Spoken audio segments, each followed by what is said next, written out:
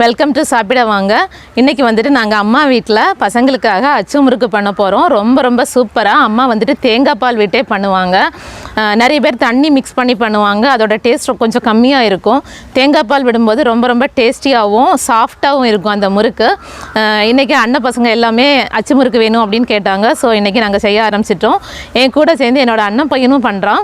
So இந்த அச்சு முறுக்கு நம்ம எப்படி பண்ணுறது அப்படின்னு பார்க்கலாம். இன்றைக்கி வீடியோ ஸ்கிப் பண்ணாமல் கடைசி வரைக்கும் பாருங்கள். தொடர்ந்து நம்மளோட வீடியோஸ் பார்க்கணுன்னா நம்மளோட சேனல் சப்ஸ்கிரைப் பண்ணுங்கள். அதுக்கு பக்கத்தில் இருக்கிற பெல் ஐக்கான் கிளிக் பண்ணுங்கள்.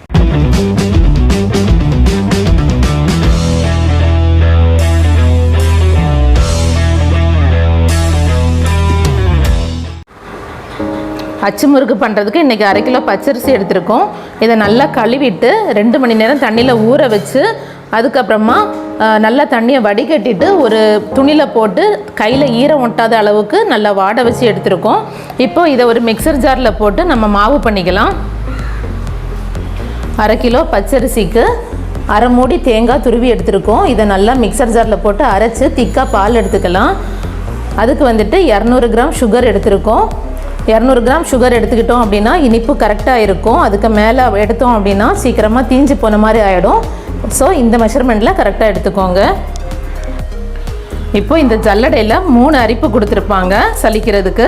அதில் வந்துட்டு ஒன்று பார்த்திங்கன்னா ரொம்ப பெருசாக இருக்கும், இன்னொன்று பார்த்திங்கன்னா ரொம்ப பொடியாக இருக்கும். ஒரு அரிப்பில் மட்டும் பார்த்திங்கன்னா கொஞ்சம் மீடியமாக ஹோல் இருக்கும். இந்த மீடியமாக ஹோல் இருக்கிறத நம்ம இன்றைக்கி எடுத்து யூஸ் பண்ணிக்க போகிறோம். மீடியமாக இருக்கிறத நம்ம இதில் மாட்டிக்கலாம். இப்போ நாம் மிக்சியில் அரைச்ச மாவை இதில் போட்டு சலிச்சிக்கலாம். பாருங்கள், இது மாதிரி நல்லா சாஃப்டாக வரணும். இது மாதிரியே எல்லா மாவையும் சலித்து எடுத்துக்கலாம். எல்லா மாவையும் சலித்து எடுத்தாச்சு. இது மாதிரி சலித்து எடுத்துக்கோங்க. இப்போ இதை ஒரு பாத்திரத்தில் எடுத்து வச்சுக்கலாம். 1/2 கிலோ அரிசி அரைச்சி மாவு பண்ணி எடுத்து வச்சுருக்கோம். 200 கிராம் சுகர் எடுத்துருக்கோம். 200 ml தேங்காய் பால் நல்லா திக்காக எடுத்து வச்சுருக்கோம். ஒரு முட்டை உடைச்சி கலக்கி நல்லா மிக்ஸ் பண்ணி எடுத்து வச்சுருக்கோம். இப்போ வந்துட்டு அச்சு முறுக்குக்கு மாவு ரெடி பண்ணலாம். ஃபஸ்ட்டு ஒரு பாத்திரத்தில் 200 ml திக்கான தேங்காய் பால் சேர்த்துக்கலாம். இது கூடவே 200 கிராம் சுகரை சேர்த்துக்கலாம். இது கூடவே மிக்ஸ் பண்ணி வச்சுருக்கிற ஒரு முட்டையும் சேர்த்துக்கலாம். இப்போ எல்லாத்தையும் சேர்த்துட்டு நல்லா மிக்ஸ் பண்ணிக்கலாம். சர்க்கரை கரையிற வரைக்குமாம்மா? ஓகே. சர்க்கரை கரையிற வரைக்கும் நல்லா மிக்ஸ் பண்ணிக்கலாம். இப்போது சுகர் ஓரளவுக்கு கரைஞ்சிருச்சு. இனிமேல் மாவை கொஞ்சம் கொஞ்சமாக அதில் சேர்த்தலாம். நம்ம நீங்கள் கரண்டியில் போடுங்க, நான் அப்படியே கலக்கிறேன். கொஞ்சம் கொஞ்சமாக போட்டுகிட்டே அது மாதிரி எப்படி கலக்கிக்கிட்டே இருங்க. எங்கள் அம்மா பண்ணுற அச்சு முறுக்கு என்னோடய ஃப்ரெண்ட்ஸ் சர்க்கிளில் எல்லாருக்குமே ரொம்ப பிடிக்கும். விரல வச்சு பார்க்கணும், விரல ஒட்டணும். ஓ ஓகே, நல்லா கலக்கிட்டு தானே? ஆமாம், நல்லா ஓகே. விரல இப்படி தூக்கி பார்க்கணும். விரல நல்லா ஒட்டியிருந்தா நல்லா வந்துட்டு. ஓகே. அம்மா வந்துட்டு எப்படி மாவு வந்து கரெக்டான கண்டிஷனில் இருக்குது அப்படிங்கிறத செக் பண்ணுறதுக்கு சொல்லி கொடுத்தாங்க.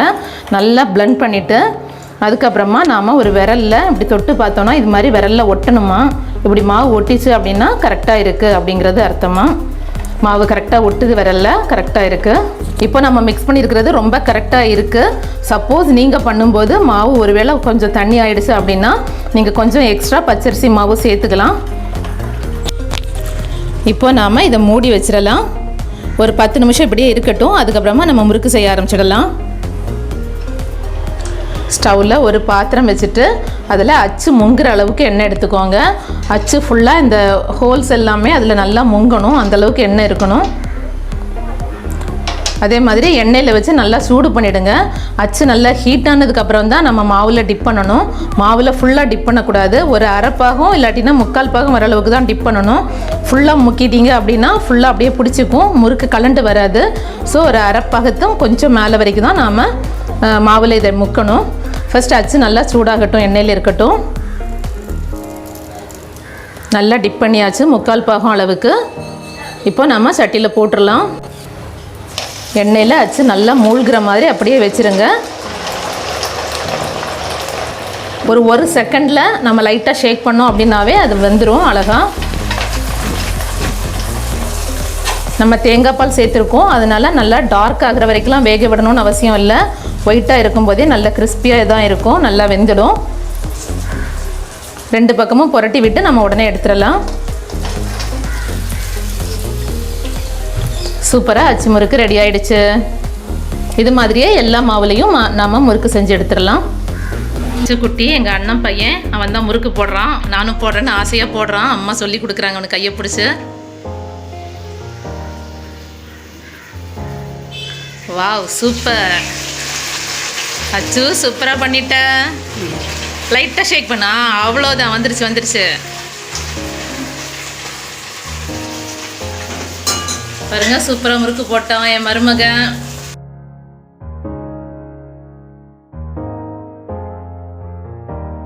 சூப்பராக அவன் போட்ட முறுக்கு எவ்வளோ அழகாக வந்திருக்கு பாருங்க, க்யூட்டாக இருக்கு.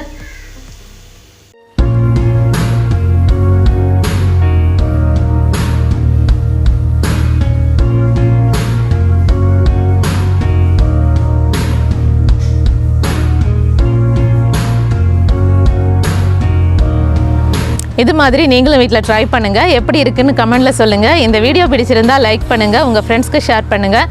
டேஸ்டியாக சாப்பிடுங்க, ஹெல்த்தியாக இருங்க. Thank you so much.